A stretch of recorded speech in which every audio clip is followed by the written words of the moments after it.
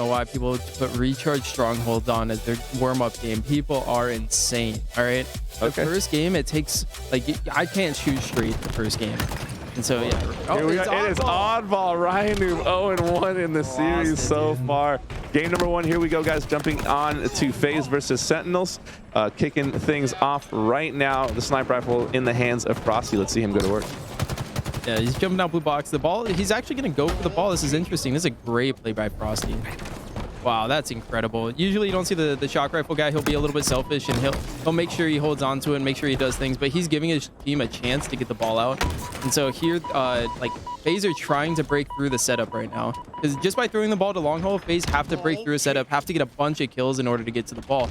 And look, because he threw the ball into long, Royal 2's got the ball. They're picking up time. That is a great play by Frosty. So I've got a running theory right now, Ryan, and I want to get your opinion on it because it directly relates to this oddball right now. My theory is that when I'm talking about pro teams, 2 top teams going against each other in oddball, the team that scores first, I want to go out on a limb and say wins the round more often than not in terms of being able to set the pace, put the pressure on. Would you agree or disagree with that sentiment? I have never thought about it. It's a great theory to test out and to think more about.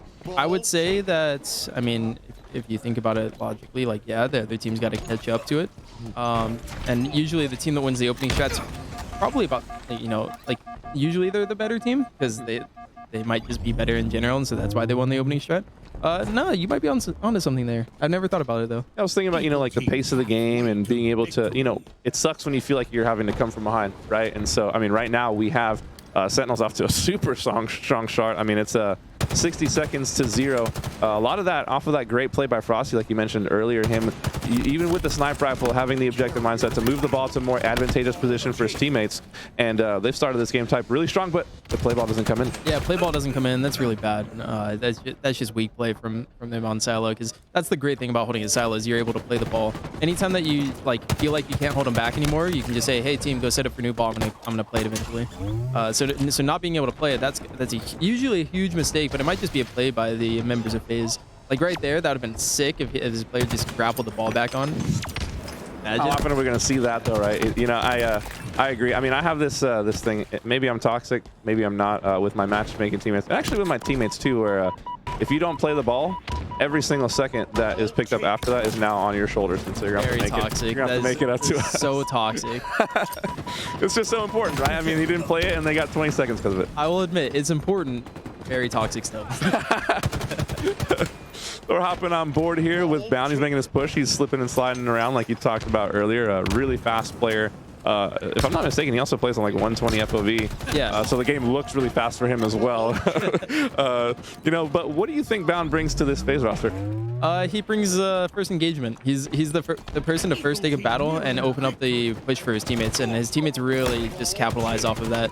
So there, he pushes into red pipes, gets a guy weak. You know, they end up getting kills off of the idea that he was the first person in, and the fact that he's the first person in, doesn't die, just opens up the fight for the rest of his team.